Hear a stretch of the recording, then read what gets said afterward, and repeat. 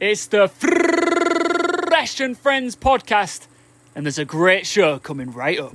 Hello and welcome back to the Fresh and Friends podcast. Today, my friends are James Devmarta Stewart and Pengu Nicholas Pengu Maritson. How are you doing, guys? Good. I couldn't tell you. Sorry, is Pengu or Nicholas your first name? I think Nicholas was like the name I was given at birth, but nowadays everyone says Pengu over Nicholas. So. Yeah. Nobody calls you Nicholas anymore. I'm trying to switch. The thing is, so in the green room downstairs, you've been saying Nick in a public forum. I just don't react to it because no one says Nick at events. I couldn't get your attention like yesterday or the day before. I was like Nick, Pengu, and then you looked. Yeah, that's my bad. I think I'm gonna switch to Nicholas from now on. Nicholas. The full name. Yeah. The full name treatment from. Yeah. Cool. So we're out here at the Six Invitational. How are you guys finding it so far? Obviously, we'll do a bit of a recap. We are currently recording this during the last day of Phase 2. Yeah. So we're still to determine whether Phase or Falcons go through and Oxygen and Unwanted. But apart from that, we've seen everybody else come and go. Yeah. So we just casted BDS beating SSG, qualifying for the upper bracket final. Furia also won over Raza today. How am I doing? I don't know if you guys can tell, but the voice. My voice is fucked. Like, sorry, can I swear? Yeah, of course you can. Let's go for it. Yeah, my voice is absolutely fucked. Like, it's cold, it's dry, and if you've ever spent like a lot of time in a hotel, you know, hotels are like the driest environment ever. Same with convention centers. My voice is just gone. I'm like powering through for this podcast, and I think I'm not going to speak for 3 days before finals. Yeah, from my side, we did the same thing together, but it's been a very unpredictable tournament so far. I was doing a fair bit of streaming before leaving for this event, and I was always saying to my chat, because the Ubisoft predictions for the who's going to go forward, I have no idea who's going to finish top 8, top 4, who's going to survive the group stage.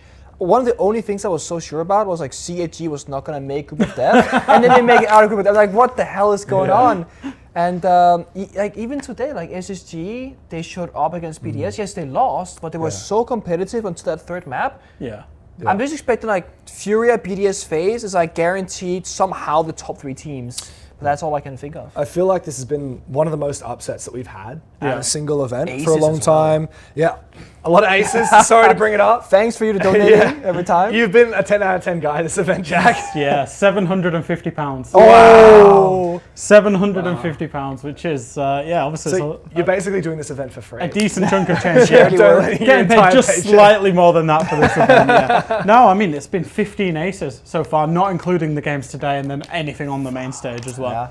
It's been nuts. So if we go back to groups then, obviously PSG Talon.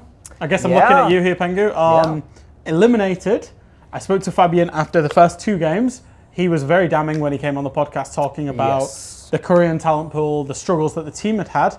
Then they turned it around and beat both Dark Zero and BDS just to unluckily fall short and not make it out of groups. Yeah, I mean, it's that classic, like the first 2 play days, you got Falcons and Ross, and we knew we had to beat one of those 2 teams to have a good chance at making it. When that didn't happen, that's when you spoke to Fabian. He's very unhappy, and rightfully so. We didn't meet expectations. Yeah.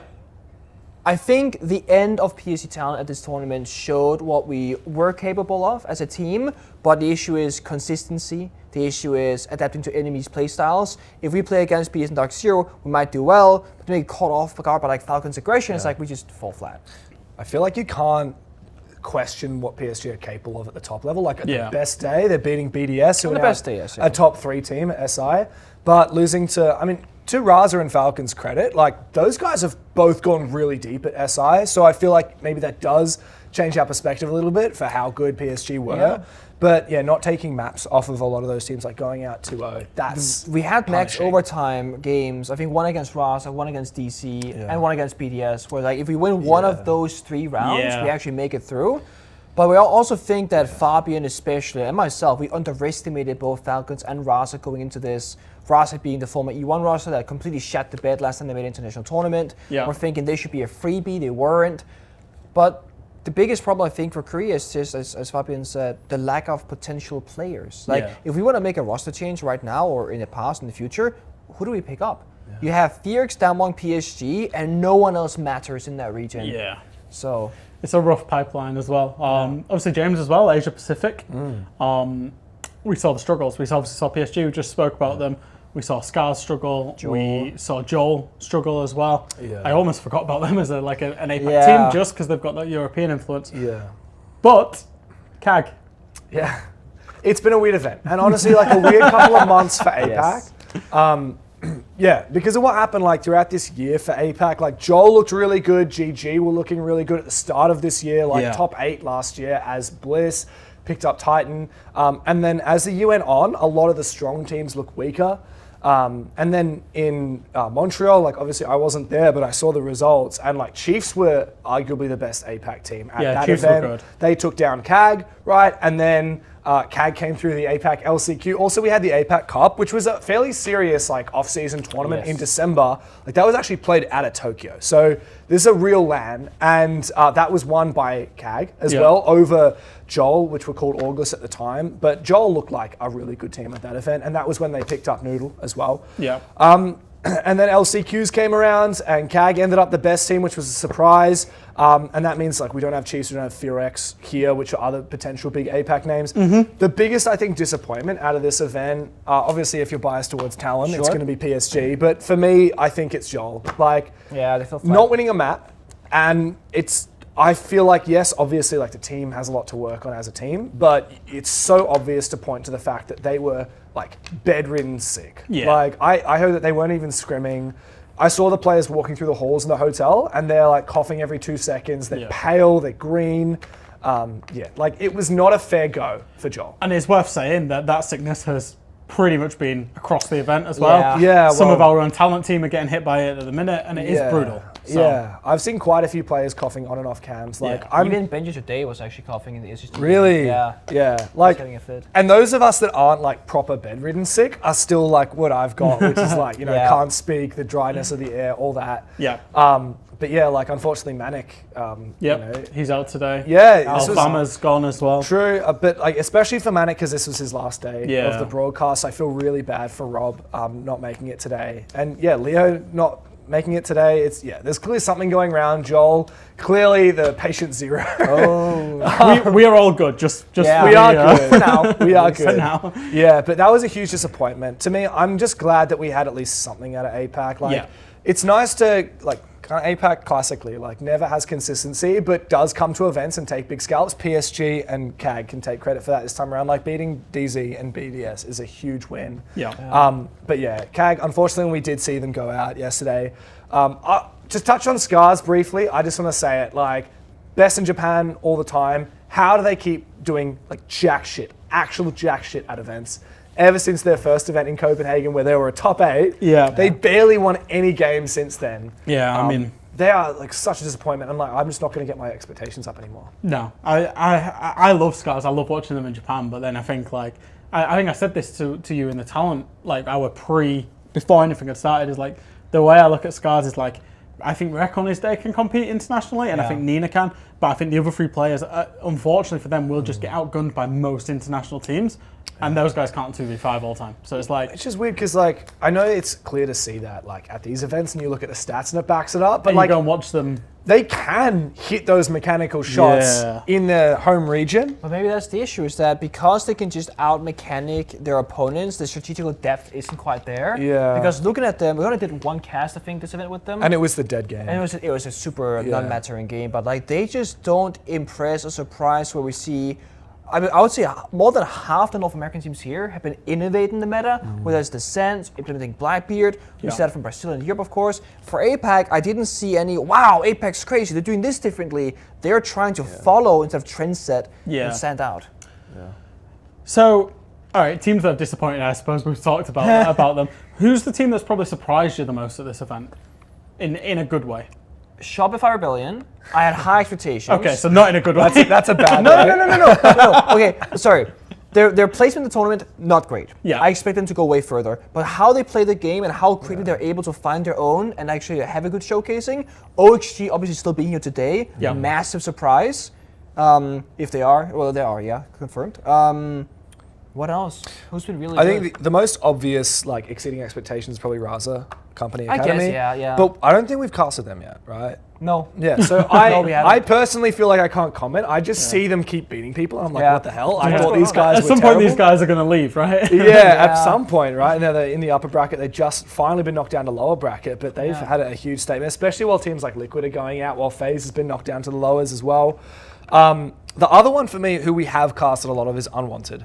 Yes, I forgot about that. Because I personally didn't have a lot of expectations. Like, yeah, they won Manchester, but that was 3 out of 5. Their 2 quote-unquote best players got picked up by an M80 in Gunner and Diffuser, and I thought, I saw Dream, and I'm like, dude, this guy's been around forever. Like, clearly, this is like desperation from Unwanted, and I kind of remember their last player that it was Adam? A CL4L player. Adam, that's right, yeah.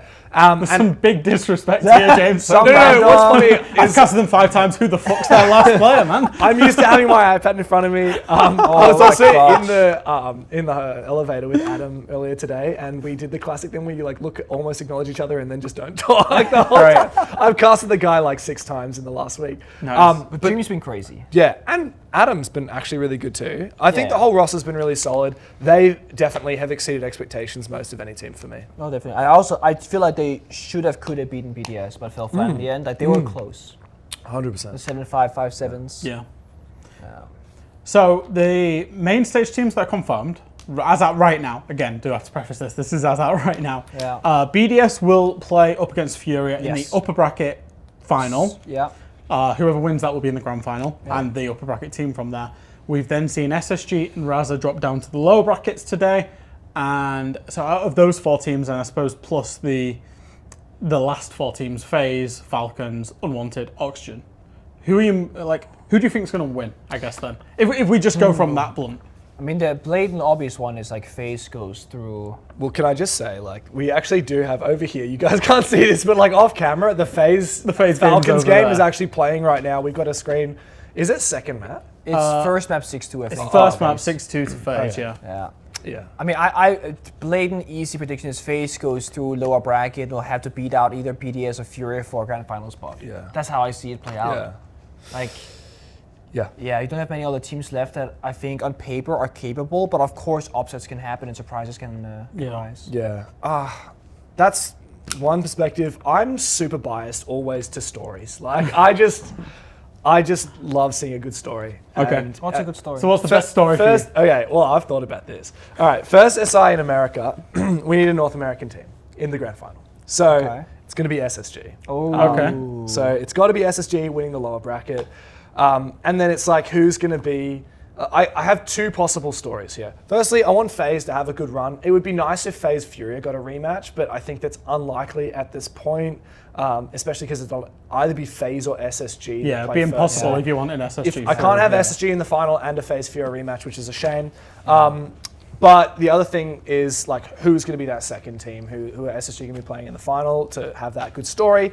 There's 2 ways to crack it. It's either one, the reigning champions in Furia, who have been looking like the best team since playoffs started. Yeah. Or it's to be BDS. BDS. Like the always bridesmaids BDS. Like you go from I think they have such a good story because last year SI like they just missed out. And there was all this drama about like FearX got the spot instead of them based on SI points, and people were like, surely BDS has earned it, but they didn't. They didn't go to SI. There was no LCQs last year, and then they go to Manchester. They were the clear favourites in Manchester. They were runners up. Clear favourites in Montreal, runners up for W7M. I feel like it would just be like this beautiful tragedy if they go to a grand final at Six Invitational and also lose it. Yeah. So as cruel as it is, I think the best story is SSG lower bracket run and then SSG beat BDS in the grand final. I honestly, I think I don't mind. I think we're going to have... This is kind of no disrespect to any of the other teams, but I think the idea of BDS or Furia in the grand final, then up against BDS or Furia, or FaZe or SSG, will be a really good grand final. Yeah. Either way. I think any of those teams out of the 4 make that a great grand final. We heard a lot of memes about it, like, it'll be a Raza Falcons grand final. Well, it can't be now. It can't be now. Raza's in the lower bracket, says Falcons. But yeah, like around the crew and stuff, like we were joking, like what's the like? Not that it wouldn't be crazy, like upset city and all that, but you kind of do want some big names in the grand final. And you want some semblance of consistency as well, which is how you get like an exciting stories. You need consistency. FaZe have an argument for that, being last year's runners-ups and always being so like one of the best teams in the world, but never having won a world championship. Furia, obvious. BDS, obvious. And SSG, I think, is like the other one that has a really good pool, particularly because they are the main American roster. Unwanted's great too, but I just don't see them playing in the grand final. Yeah. do you think people slept on Furia before this event? Because like again, we've not really even touched on Furia as a team that's surprised us. That's a team that's whatever else. They were in the group of death. I think a lot of people had them middle of the pack coming out of the group of death. They managed to obviously win that, get through the upper bracket. I think they rightfully got slept on. They had a really poor year on the board. They struggled doing the shield meta. They didn't have a shield player on the roster. And during Furia, when they're known as WCNM's dominance, they actually played a full year of competitive Siege on basically the same patch and the same meta game with very few changes. The second it shifted to a shield meta, they were nowhere to be found, didn't make international events or got grouped, etc., didn't make it very far. We're still in a semi-shield meta, but not as bad. Yeah. And they had a very slow start to the tournament, so they gave us a very poor impression losing to CAG. Like they did lose to CAG, didn't they? 0-2. Yeah. They got smashed. Day. Yeah. Actually, I'm starting to wonder, like, have we seen... No, it was the first match that CAG played. Really? Yeah. Okay. I'm trying to remember now, have Furia played against many shield teams? Because we've casted a lot of shield teams, unwanted in CAG. They have... Because they lost to CAG. So have they played many other shield teams? Their group was CAG, FaZe, Secret, Shopify. Yeah, they all played shields in some capacity. Yeah. Although we'll say though, they mostly played Blackbeard or passive shields. Yeah. They haven't played a crazy blitz team. And then they played DZ and Raza Company Academy. Yeah, so they haven't played like balls to the wall, blitz, Blackbeard, like SSG for example. It'd be interesting to see them play against SSG. I have a feeling that Furia is going to be pretty well favored against BDS in the upper bracket final though. Okay. I don't know, I just think about the way the teams match up and... I don't think, well, actually, I don't think BDS are. Okay, I will favor Furia, but not by much. Yeah. I'll say like 65. It's a crazy well-matched game. It is. True. I've just seen a lot of cracks in BDS games so far. Like, here's a fun fact which I can't get over, but in their group, BDS got first place while winning less games than Raza Company. Yeah. How crazy is that? Yeah. You get more points. And the same amount of games as PSG Talon. Exactly. Finished last. It was a 2-2, like 2 wins, 2 losses from BDS, but their losses were close losses. They've been ramping up though. Like we saw, they still dropped a map today. Early on, we saw so much frustration from Yikifak and Solotov, and there were a bit of, I think, some clashes with individuals there. Lack of fist bumps, like kind of like we're not recognizing each other on the same level right now. They've seemingly fixed that. Yeah. My big worry for BDS going into today's matchup was that because they're upper bracket, and also with the win today, they're not going to play a lot of matches. If they have some inside turmoil they can't get out on stage, they got to fix that in practice now as prep work, and they can't fix it in the games. Yeah, you're looking at what, 4 best-of-3s in groups, 2 best-of-3s so far in the upper bracket, before they will play the Saturday of the main stage. Yeah. They don't even play the Friday of the main. Do they? No, they play Friday. They play semi-final. They play Friday of main stage.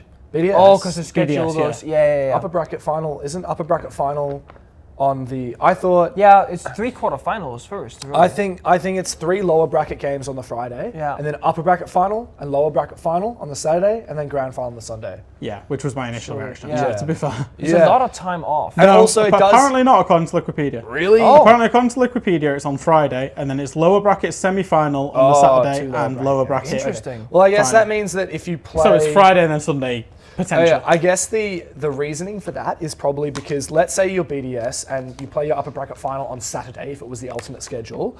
You lose your upper bracket final, you go down the lower bracket and you have to play, let's say, FaZe waiting for you, and you're at a disadvantage because you've already played one game. Yeah. Okay. Yeah. And the upper bracket team shouldn't be at the disadvantage. It should be the lower bracket team at the disadvantage. Yeah, which is fair enough. So that does actually make sense. Again, not many if you think about how, in theory, a team that comes through directly into the lower bracket or even upper bracket round 1. Actually, it would be upper bracket round 1 and lose. You play 4 best-of-3s in group. Your upper bracket round 1, which is a 5th. Lower bracket round 1, which is a 6th. Round 2, which is a 7th. Quarterfinal, which is an 8th. 9, 10, 11. By the time you hit the final, you could have played 11 best-of-3s at this tournament. Compared to if BDS gets to the final, they will have played, what, 6, 7? Yeah, because you only have to win... 7. Yeah, you only have to win 2 games to qualify for main stage, and then the upper bracket final to get into the grand final. Quite a big differential there. Yeah. Some teams want to stay warm and get the experience, and some teams would love the time off to like prep, rest, etc. Yeah. I think there's a middle ground where you get like for example, tomorrow's an off day. Day after is rehearsal day, so you get 2 days off if you're a team. But if you're BDS, I mean, Furia, you're getting a lot of days off. Kind of like you want to be in the SSG space where you go down to the lower bracket but still have enough time, like enough games to get warmed up before the grand final. It's the latest time really you can drop in. Yeah, I do wonder though, because we've talked a little bit about this in the green room, how often in SIs do we see lower bracket teams win? Like we think last year. Almost last 4 years, I think. W7M won it last year. G2 was a lower bracket team. TSM was a lower bracket team. G2 was a lower. NIP was the. NIP was. Was it NIP? Was NIP lower? NIP Liquid Grand Final. I feel like NIP was a lower bracket team, but I don't remember that. Someone watching was this. Was W7M the lower bracket team last year? Or was that FaZe? Yeah, FaZe was upper bracket. FaZe was upper bracket. Pretty sure. Yeah. So many games. Yeah, I'm pretty confident of I'll that. check. If I'm not wrong, VP FaZe was the upper bracket final. Yeah, I believe so too. And W7M was already in the lower bracket. Yeah. That makes sense to me. That sounds about right, but, in fairness. In fact, the last time, if I'm not... Yes, it was. You was correct. For someone not even working the event, I'm doing all right. If my memory serves, the last time an SI was won by the upper bracket team was Space Station in 2020. With map advantage. Exactly. 5 years and that ago. that was when they technically won 2-2. Yeah. Because they already had a free map awarded. Yeah. I remember walking away from that thinking, I wish we got a 5th map. Yeah, so we played 4 maps. We've been robbed. And it was 2-2 and SSG won because of the map advantage. Yeah. Yeah. That's true. I guess I like the map veto advantage instead that we've been playing with for a few years. You can't give a map because it's not a best of 5 at that point. If you're not playing 5 maps, like yeah. And like imagine last year without the 5th map. Imagine we would have been robbed of that. Robbed FaZe would have been the champions, that would have been it. We would have been robbed of like the best game of all time. Same with Berlin Major, if you want to go further back, Rogue FaZe. Also was like, if there's no 5th map, you lose so much of that factor. FaZe has a lot of FaZe has around. lost a lot of big BO5s. Yeah, and best of 3s and majors and grand Pro League finals rather. That's the other big story for me. It's just like how many bridesmaids we have at this tournament that are favorites. Like BDS are bridesmaids, never won an SI. FaZe are bridesmaids, never won an SI. Both teams have won majors, but not an SI. SSG, like only Faults remains from the SSG championship roster. And it was 5 fucking years ago. It's so long time. I teamed with Pengu for that event. Yeah? Yeah. How did and then you guys got eliminated by an APAC team. And a Brazilian in NIP, which we shit talked the entire year. Yeah. So it was great. Who actually eliminated us from that event? It was NIP Fnatic. that eliminated. It was Fnatic that sent us. It was Fnatic, because I remember. NIP was lower. That was when I met you, and you just spent the entire time, like, it was in a hotel like this, and the whole time, these guys were playing, like, in the same room where the analyst desk was, where I was working, and because you weren't, like, coaching behind the players, you were just hanging with us the whole time. You were telling me, like, all your thoughts on the maps. I never had more insight into the series. Here we go. The first time I met you. I knew back then I wanted to be on the analyst desk. Oh, you were planting the seed. Yeah. That was the first seed. That was like, when they asked Dev in like 4 years' time, he's a great guy, he's fresh. No, but I mean, crazy. Yeah. Okay then, prediction time. Let's do this really, really quickly. Prediction time. BDS against Furia. Who takes it and why? Because you've said that you favour Furia, but do you think they're going to win it? That game specifically. We're going to go through all the others. I think Furia. I think it's Furia. Why? Go on, James. We're on a podcast. Don't just give me a closed down vibes check. I think. Also, have we casted Furia yet? Not yet. We haven't. Yeah. So. I just vibes check Furia. I love them. Okay. Well, I'm biased. I fucking love the Furia guys. Like, I think they're hilarious. I think they're really good. BDS are great. I think I may be biased against them because I've seen quite a few of their games where they've struggled. And like, albeit both teams have lost big losses, like Furia, but I guess Furia's ramped up consistently. Yeah. Whereas BDS, they have been getting better, but it's still like they're still not taking down teams like Unwanted without a fight, right? I do think that Fury, like, they're much more in their element. So 2 things with BDS. I think they can take it, but they've been relying on like one player popping off in individual maps and series. We need to see all of them at once working together because last I checked, waking up this morning, the top 3 highest rated players at this event are from Furia. Yep. They are hitting all their shots. They're playing phenomenally individually. BDS, they have maybe 1 or 2 people setting up at a time. That's not enough. Secondly, if BDS cannot adapt to the aggression from Furia and let them get run over, they will never survive that and come back from that. So, Furia definitely favored. I'm going to predict BDS just because, to be different, I guess. Also, like, EU Shill.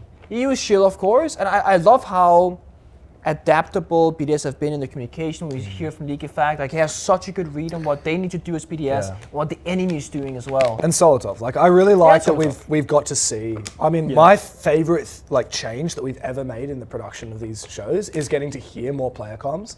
And we're lucky that like in the tactical timeouts, even in the end round like face cams, we get to hear a little bit. Yeah. And Solotov has been talking way more than I thought he was a point and gun kind of player. I think he used to be. Yeah, well he's clearly changed that because he's been contributing a lot. Yeah. There was a map on border against Unwanted where Solotov literally told him, like, let me drive this car, like, let me take the wheel. I know how to call this. And it was all about countering the Blackbeard Blitz combo from Unwanted and shutting that down. And League Effect gave full range to him for like 7 rounds. That's really good. Yeah. And League Effect just became like a visual roamer, soul gunner, and Solotov controlled the team. Yeah, that's really good. A little side note to that, I noticed that Unwanted posted some player comms of their game yesterday on Twitter. So clearly teams do have access to like footage from the games and player comms. So more teams, please, if you're watching this, like please post more player comms. Or production, just like fetch the microphone into our ears. Yeah, everyone do also, it. So slight spoiler here, FaZe were up 6-1, it's 6-5 now. Wow. Yeah. Falcons are mounting a comeback on layer defense. So that's the game that we're going to go to. So first and foremost, it's going to be SSG against the winner of Falcons and FaZe. Oh, no. I don't want to be presumptuous here, but you would presume that FaZe come out on top in the best of 3 against Falcons. Probably. Is this? They were 6-1 up. Is this FaZe or this is Falcons map, right? This is doesn't matter. FaZe wins anyway. Falcons map. Yeah. I mean, they've just lost 4 maps. So again, quick one. Who do you think is going to win this, and then who FaZe. who wins it against SSG? Probably FaZe. I think FaZe takes it here. I do think that's a massive game, FaZe SSG in the lower it bracket. is a massive game. It's way too early. Yeah. The craziest part is I can see a world where SSG they can beat FaZe. I can totally. If they beat W7M, they beat. Didn't they already beat FaZe? Who was it that they beat in the upper bracket before G2? CAT took a map off FaZe. SSG took a map. SSG beat FaZe and GT. Yeah, you're right. They beat them both. SSG beat W7M in groups and then FaZe and G2 in the upper bracket. So I don't think it's an open and shut case in favor of FaZe over SSG. I will say SSG on 3rd map today against BDS completely shat the bed. Yeah. I don't know what happened, but it was not pretty, and I don't know if that's like pressure when things get really serious, but the match against FaZe, if they beat Falcons, will be a very serious match. Yeah. Yeah, I hate to harp on it, but like that one round where Fultz, all he had to do was cover his teammate planting in the 2v1 and, like, through the Mav holes and like let whoever it was like swing out for a whole second and deny the plant. Yeah. That is like, sadly, like an unacceptable mistake at this level. So we didn't really see it at the time. I don't know if you guys saw more from like a top-down perspective or nothing, but in terms of what was shown, I think they thought he was EXO. I think they thought he was flanking EXO. So I think Fultz was just holding that angle and not even thinking about that he's maybe it was a bad call. I think maybe. If he's EXO though, like you kind of lost the round. Anyway. Yeah. Like because he can be swung from EXO without you being able to contest it all. So I feel like you have to like. If I cover EXO, there's like a 1% chance I save my teammate, or I cover the other side and 100% chance I save it. Like, it was weird, yeah. But like, I can't fault them for like breaking in a moment like that. Okay, so newsflash: Unwanted have beaten OXG. Oh, cool. 2-0. Cool. Really? So they make the main stage. I tell you what, Unwanted are so fucking good this event. No, I'm shills for them. What's their 5th player called? Packer. Wait, wrong team. Okay, so it will be Raza Company Academy against Unwanted on the main stage. Who takes that one? Oh, I'm unwanted shill. I'm such a shill. Yeah, we've casted like half the unwanted games. Yeah. The thing is, they play full on such a good game of Rainbow Six Siege, and they play older, slower style. Yeah. They have Dream, who was which makes sense with Hot and Dream. Yeah, it does. Yeah. And we spoke to the players after they won yesterday, and I was like, "Yo, Dream, good shit, man." And his teammates said they have an ongoing joke internally that Dream has been retired for 5 years and finally came out of retirement to play for the first time. Nice. Because he's finally awoken. There's also a bit of a grudge match for Dream as well against OXG. He's been playing so well. Yeah. It was a big grudge match. Not just that. There was the hat beef and let's not touch that. Oh no, dude. A lot of formative. The hat beef was great, dude. I was cracking up my hotel room last night. Man, I'm good, thanks. Well, I mean, it's been settled now. Hot and came out on top 2-0. Yeah. Do you have the round score by any chance? The round score, yes. It was 7-3 on Nighthaven Labs, 7-1 on Consulates 1-1. What the hell, dude? So they started defense consulate, yeah, and just like slapped them. Yeah, 5-1. Yeah. That's class. That And is they got a class. 4-2 attack split on Nighthaven as well. They've also, what Unwanted have been doing, and this is obviously a Mint thing from DC days, right? They are heavy on the counter strat and the prep work. Yeah. And whenever Mint has been calling a tactical timeout, it's been like 2-3 rounds straight, pretty consistently. But they do start 0-3 very often in our games. Sadly, yeah. Say what you want about Mint, obviously getting dropped from DZ and moving on to this team. And then Nix is also their analyst, right? true. And again, say what you want about him as a player. And I know there's a whole load of drama in NA about him trying to carry on being a player and whatever else. Yeah. When he was support staff, if I remember rightly, he was support staff for DZ when they won their major. He was on for like 1 or 2 events here and there. Yeah. It's a funny. I think he's becoming a very good support staff. It's funny when you point it out because Unwanted actually is like a collection of predominantly DZ alumni. Yeah. Like Hot and Cold, Mint, even Gavin. Right? Like, Nix was on DZ as Nix. well. So yeah, like a lot of players and staff on that roster with pretty significant pedigree. Yeah. Okay, I think that's probably where we'll end it. Unless you guys want to give me one quick word of who wins the event. One word, no answer why. SSG. SSG, says James Devmarta Stewart. Pengu Nicholas Maritson is taking a while. BDS, selfishly, I don't want another back-to-back SI champion, which Furia would be if they won. That's selfish because of the dynasty. Yes. Yeah. Is it a dynasty? If you actually, I was going to end it. Yeah, but if I know, you consider this question. period of 2 majors, the Copenhagen major, the Atlanta major, Yeah. SI 2020, what, 4?